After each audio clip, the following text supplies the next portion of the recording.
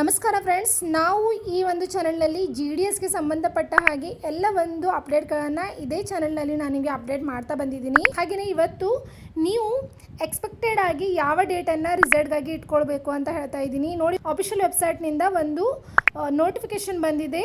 ನಿಮ್ಮ ಒಂದು result March first ವೀಕ್ನಲ್ಲಿನೇ ಬರ್ಬೋದು ಅಂತ ಹೇಳಿ.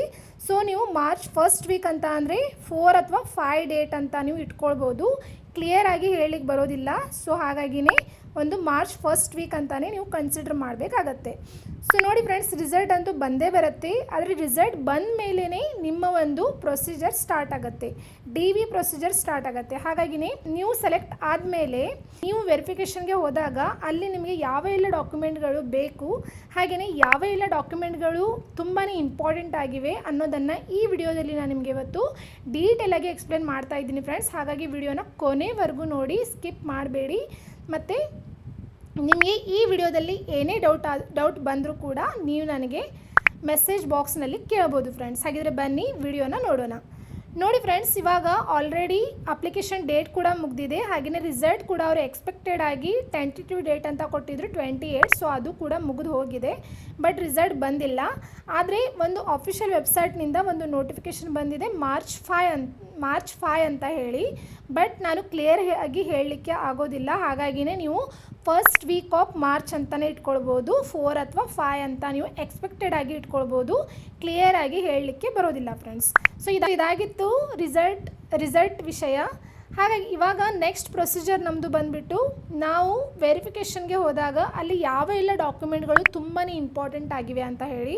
ಸೊ ನೋಡಿ, ಫಸ್ಟ್ ನಂಬರ್ನಲ್ಲಿ ಬಂದುಬಿಟ್ಟು ನಿಮ್ಮ ಒಂದು 10th ಮಾರ್ಕ್ಸ್ ಕಾರ್ಡ್. ಹೌದು ಫ್ರೆಂಡ್ಸ್, ನೋಡಿ, ನೀವು ಒಂದು ಅಪ್ಲಿಕೇಶನನ್ನು ಹಾಕುವಾಗ ನಿಮ್ಮ ಒಂದು 10th ಬೇಸ್ ಮೇಲೆ ಹಾಕಿರ್ತೀರಾ. ಹಾಗೆಯೇ ಈ ಒಂದು ಪೋಸ್ಟ್ಗೆ ನೀವು ಸೆಲೆಕ್ಟ್ ಆಗಬೇಕು ಅಂತ ಅಂದರೆ ಒಂದು 10th ಮೆರಿಟ್ ಮೇಲೇ ನಿಮಗೆ ಸೆಲೆಕ್ಟ್ ಮಾಡ್ತಾ ಇರ್ತಾರೆ. ಅದು ಕೂಡ ನಿಮ್ಮ ಒಂದು ಪರ್ಸೆಂಟೇಜ್ 97, 98, 100 ಈ ರೀತಿಯಾಗಿ ಇದ್ದರೆ ಮಾತ್ರ ನೀವು ಫಸ್ಟ್ ಮೆರಿಟ್ ಲಿಸ್ಟ್ನಲ್ಲಿ ಸೆಲೆಕ್ಟ್ ಆಗ್ತೀರಾ ಅಂತ ನಾನು ಹಿಂದಿನ ವಿಡಿಯೋಗಳಲ್ಲಿ ತಿಳಿಸಿ ಹೇಳಿದ್ದೀನಿ ಫ್ರೆಂಡ್ಸ್.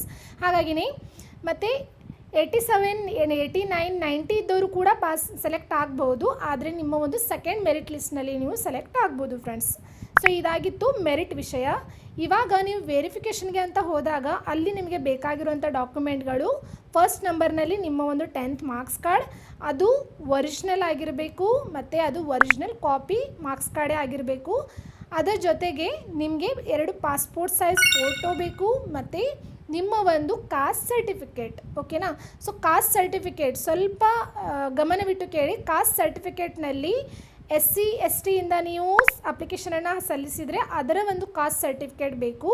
ಮತ್ತು OBC ಹಾಗೆಯೇ PWD ಅಂತ ಅಂದರೆ ಏನಾದರೂ ಅಂಗವಿಕಲತೆ ಹೊಂದಿದ್ದು ಅಪ್ಲಿಕೇಶನನ್ನು ಸಲ್ಲಿಸಿದರೆ ಅದರ ಒಂದು PWD ಅನ್ನೋ ನಿಮಗೆ ಸರ್ಟಿಫಿಕೇಟ್ ಕೂಡ ಬೇಕು ಫ್ರೆಂಡ್ಸ್. ಹಾಗೆಯೇ ನಿಮ್ಮ ಒಂದು ಕಾಸ್ಟ್ ಸರ್ಟಿಫಿಕೇಟ್ ಸೆಂಟ್ರಲ್ ಗೌರ್ಮೆಂಟ್ ಅಥಾರಿಟಿನಲ್ಲಿ ಇರುವಂಥ ಕಾಸ್ಟ್ ಸರ್ಟಿಫಿಕೇಟೇ ಬೇಕು.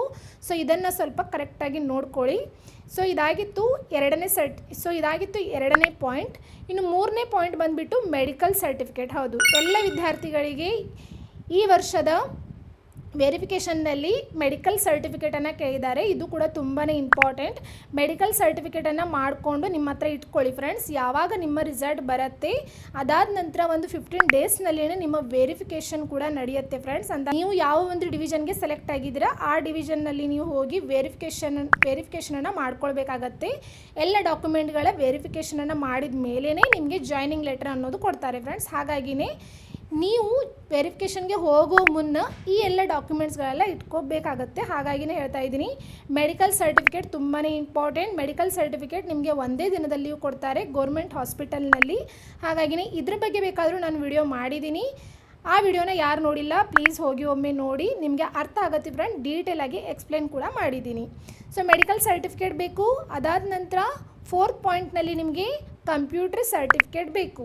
ಇದು ಯಾರಿಗೆ ಬೇಕು ಅಂತ ಅಂದರೆ ಯಾರೆಲ್ಲ BPM ಪೋಸ್ಟ್ಗೆ ಅಪ್ಲೈ ಮಾಡಿದ್ದೀರಾ ಸೊ ಅವ್ರಿಗೆ ಮಾತ್ರ ಕಂಪ್ಯೂಟರ್ ಸರ್ಟಿಫಿಕೇಟ್ ಬೇಕು ಫ್ರೆಂಡ್ಸ್. ಇನ್ನು ಉಳಿದವರಿಗೆ ಕಂಪ್ಯೂಟರ್ ಸರ್ಟಿಫಿಕೇಟ್ನ ನಾಲೆಜ್ ಬೇಕು ಅಂತ ಅಂದರೆ ಕಂಪ್ಯೂಟರ್ ಬಗ್ಗೆ ನಾಲೆಜ್ ಬೇಕು. ಹಾಗೆಯೇ ಅಲ್ಲಿರುವಂಥ ಲೋಕಲ್ ಲ್ಯಾಂಗ್ವೇಜ್ ಬಗ್ಗೆ ಸ್ವಲ್ಪ ನಿಮಗೆ ನಾಲೆಜ್ ಇದ್ದರೂ ಕೂಡ ಸಾಕು ಫ್ರೆಂಡ್ಸ್.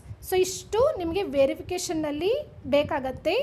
ಮತ್ತೆ ಹೇಳ್ತಾ ಇದ್ದೀನಿ, ಕಂಪ್ಯೂಟರ್ ಸರ್ಟಿಫಿಕೇಟ್ ಹಾಗೆಯೇ ಮೆಡಿಕಲ್ ಸರ್ಟಿಫಿಕೇಟ್ ಇದು ತುಂಬಾ ಇಂಪಾರ್ಟೆಂಟ್ ಆಗಿರುವಂಥ ಸರ್ಟಿಫಿಕೇಟ್ಗಳಾಗಿವೆ. ಹಾಗಾಗಿ ಎಲ್ಲರೂ ಕೂಡ ಮಾಡಿಸಿ ಇಟ್ಕೊಳ್ಳಿ ಫ್ರೆಂಡ್ಸ್. ಹಾಗೆಯೇ ನಿಮ್ಮ ಒಂದು ಪ್ರೂಫ್ಗೋಸ್ಕರ ನಿಮ್ಮ ಆಧಾರ್ ಕಾರ್ಡ್ ಮತ್ತು ವೋಟರ್ ಐ ಡಿ ಕಾರ್ಡನ್ನು ಕೇಳ್ಬೋದು, ಮತ್ತು ಬರ್ತ್ ಸರ್ಟಿಫಿಕೇಟ್, ಇಲ್ಲ ಅಂತ ಅಂದರೆ ನಿಮ್ಮ ಒಂದು 10th ಮಾರ್ಕ್ಸ್ ಕಾರ್ಡ್ನಲ್ಲಿ ಡೇಟ್ ಆಫ್ ಬರ್ತ್ ಇರುತ್ತೆ ಫ್ರೆಂಡ್ಸ್, ಅದರ ಒಂದು ಆಧಾರದ ಮೇಲೇ ಅವ್ರು ತಗೊಳ್ತಾರೆ. ಅವ್ರಿಗೆ ಕೇವಲ ನಿಮ್ಮ ಒಂದು ಡೇಟ್ ಆಫ್ ಬರ್ತ್ ಬೇಕು, ಹಾಗಾಗಿನೇ ಅದು ಕೂಡ ಪ್ರೂಫ್ ಬೇಕಾಗತ್ತೆ. ಸೊ ಇಷ್ಟೆಲ್ಲ ತೆಗೆದುಕೊಂಡು ಇಟ್ಕೊಳ್ಳಿ. ಮೊದಲು ರಿಸಲ್ಟ್ ಬರುತ್ತೆ, ರಿಸಲ್ಟ್ ಬಂದ ಮೇಲೆ ನೀವು ಯಾವ ಒಂದು ಡಿವಿಷನ್ಗೆ ಸೆಲೆಕ್ಟ್ ಆಗಿದ್ದೀರಾ ಅನ್ನೋದು ಕೂಡ ಆ ಒಂದು PDF ಮೆನ್ಷನ್ ಮಾಡಿರ್ತಾರೆ ಫ್ರೆಂಡ್ಸ್. ಅದನ್ನು ನೋಡಿಕೊಂಡು ಆ ಒಂದು ಡಿವಿಷನ್ಗೆ ಹೋಗಿ ನಿಮ್ಮ ಒಂದು ಡಾಕ್ಯುಮೆಂಟ್ ವೆರಿಫಿಕೇಷನನ್ನು ನೀವು ಮಾಡಬೇಕಾಗತ್ತೆ. ಡಾಕ್ಯುಮೆಂಟ್ ವೆರಿಫಿಕೇಷನ್ ಮುಗಿದ ತಕ್ಷಣವೇ ನಿಮಗೆ ಒಂದು ಮೇಲ್ ಬರುತ್ತೆ, ಒಂದು 2 ಡೇಸ್ ಅಥವಾ 3 ಡೇಸ್ನಲ್ಲಿ ಒಂದು ಮೇಲ್ ಬರುತ್ತೆ.